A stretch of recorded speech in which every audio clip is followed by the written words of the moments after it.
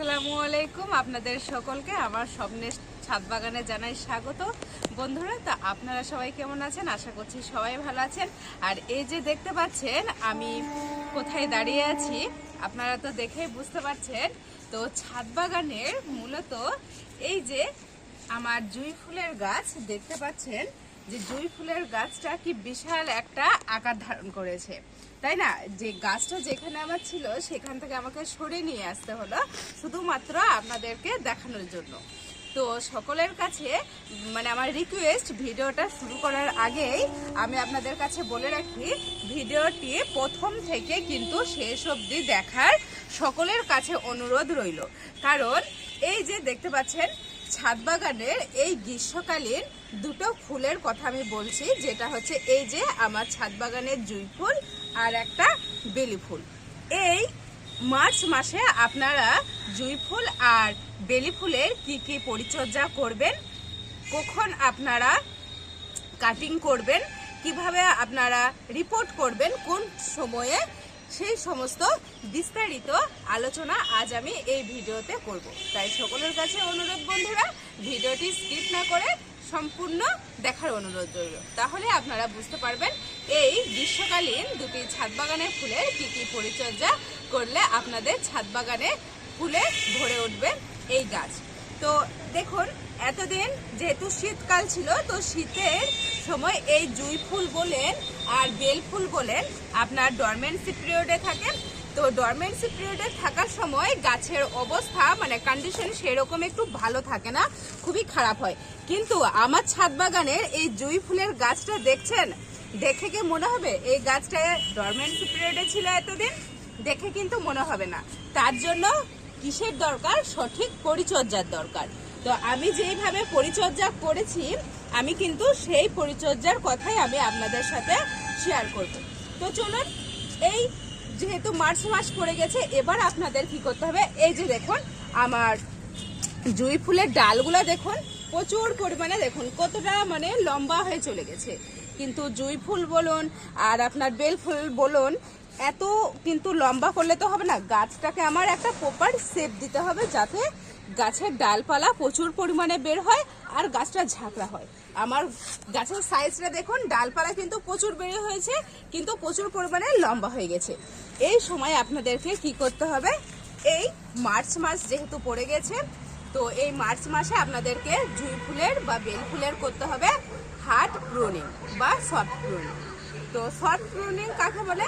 এই যে দেখতে পাচ্ছেন ছোট ডাল জাস্ট একটু মাথায় আপনারা কেটে দিলে এটাকে সফট প্রুনিং বলে। হার্ড প্রুনিং মানে মোটা ডালগুলো, এই যে দেখতে পাচ্ছেন এই মোটা ডালগুলোকে কাটাকে বলে হার্ড প্রুনিং। তো আমাকে এখন হার্ড প্রুনিং করতে হবে।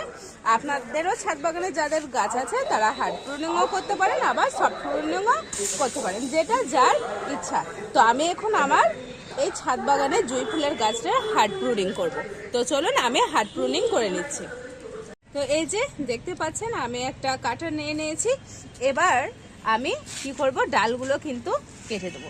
আর কাটবেন কিভাবে আমি জাস্ট একটু আপনাদেরকে ক্লোজ করে দেখাচ্ছি। এই যে দেখতে পাচ্ছেন আপনারা পাতা আছে, পাতার যে গিট আছে, ঠিক গিটের আপনারা একটু ওপরে কাটবেন। তাহলে কি হবে, এই যে গিটের পাতাগুলো দেখছেন, এখান থেকে কিন্তু আবার আপনাদের নতুন করে শাখা প্রশাখা বের হবে বন্ধুরা। তাই আপনারা যেখানে সেখানে কেটে দিবেন না, তাহলে কিন্তু শাখা প্রশাখা বের হতে অনেক দেরি হবে। আর না হলে গাছ কিন্তু আপনার ডালটা কিন্তু শুকিয়ে মরে যাওয়ার চান্স থাকবে। সেই জন্য আপনারা কি করবেন, এই যে আমি যে বলছি গিট, ঠিক গিটের ওপরেই কিন্তু আপনারা এইভাবে হালকা একটু তেচ্ছা করে ধরে এইভাবে কিন্তু আপনারা কেটে দিবেন। আর এই যে দেখুন, এটা করলাম কিন্তু আমি হার্ড প্রুনিং। আর দেখুন আমার ডালটা কতটা লম্বা হয়ে গেছে, এইগুলো আর রাখা যাবে না। আর এইভাবে যদি আপনারা হার্ড প্রুনিং করেন এখন, তাহলে আপনাদের কি হবে, মার্চ মাসের শেষ দিক করে দেখবেন শাখা প্রশাখায় আপনাদের গাছ একবারে ভরে যাবে আর প্রচুর পরিমাণে আপনাদের গাছে ফুল দেবে। আর আপনাদের এই গ্রীষ্মকালের আর বর্ষাতে দেখবেন প্রচুর পরিমাণে এই জুঁই ফুল ফুটে, বেল ফুলও ফুটে, আর ছাদ বাগান তো অসম্ভব কি বলবো, একটা সুন্দর গন্ধে ভরে ওঠে। এই একটা সুগন্ধে ফুল বলতে পারেন। বেল ফুল, জুঁই ফুল। তো এই যে দেখতে পাচ্ছেন এইভাবে কিন্তু আমি সমস্ত ডালগুলো কেটে নেব, তারপরে আপনাদেরকে দেখাচ্ছি যে প্রপারলি কেমন একটা শেপ আমি দিতে পারলাম। তো চলুন আমি পুরো ডালগুলো কেটে নিই। তো এই যে দেখতে পাচ্ছেন আমার কতটা মানে ডাল কাটা হয়ে গেছে। এই যে এখানে দেখুন কত ডাল ছিল না, গাছটা মানে কত ঝাপালো ছিল, কত গাছে মানে ডালপালায় ভর্তি ছিল। কেটে দেখুন একেবারে পুরো নাড়া হয়ে গেছে গাছটা। তো আর কিছুটা বাকি আছে, আমি সেটাও কেটে নেব। তো আপনারা যদি এইভাবে মায়া করেন যে মায়া করে যে ডালগুলো কাটবো না, তো আমার ডালগুলো তো দেখতে পেলেন গাছটা যে কতটা ডালে গাছটা মানে ঝোপালো ছিল। মায়া করলে কিন্তু হবে না, তাহলে কিন্তু আপনার বেশি ফুলও ফুটবে না আর গাছটা ঝাপালোও হবে না। তো দেখুন আমি কিন্তু প্রপারলি একটা সুন্দর শেপ দিয়ে নিয়েছি।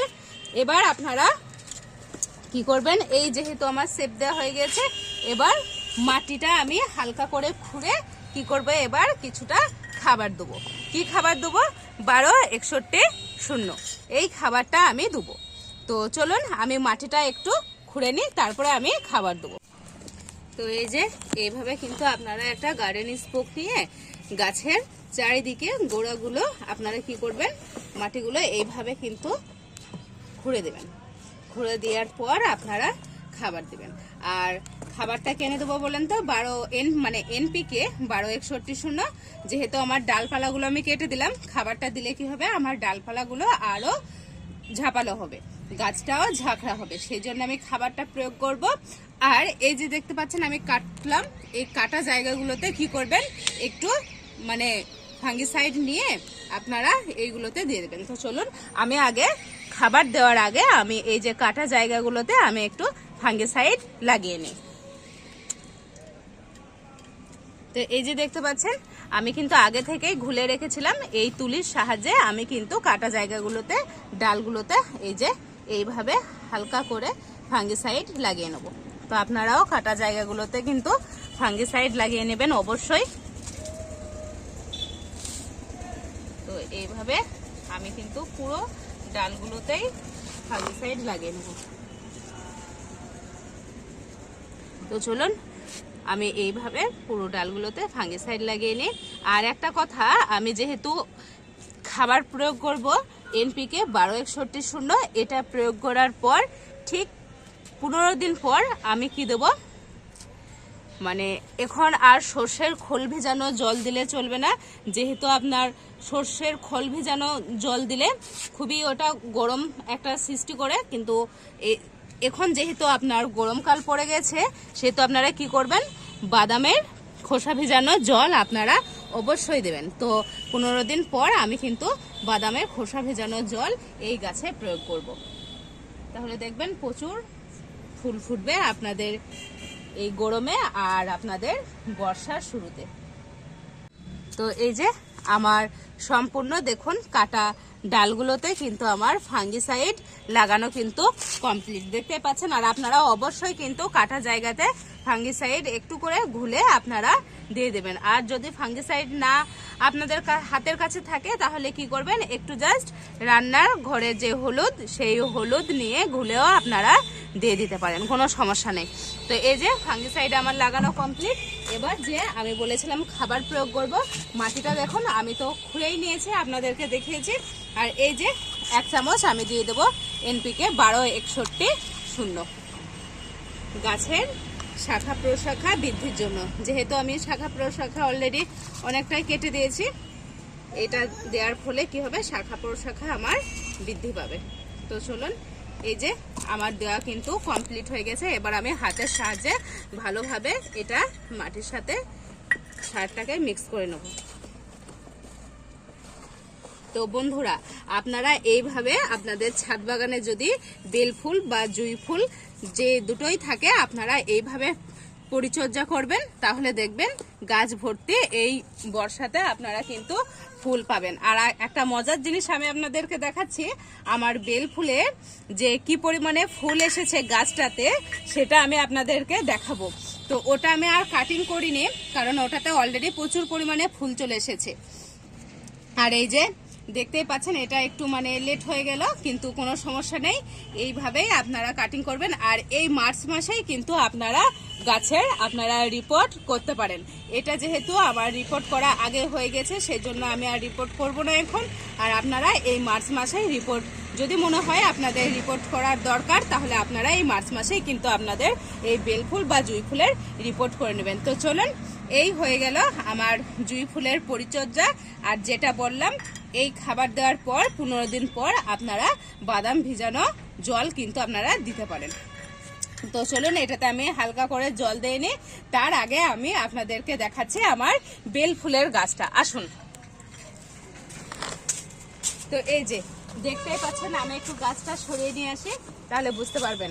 এটা আমার সেরকম কাটার কোনো দরকার নেই কাটিংয়ের। আর এই যে দেখুন, এখন থেকেই ফুলে আর এই যে কুড়িতে দেখুন একেবারে গাছ ভর্তি।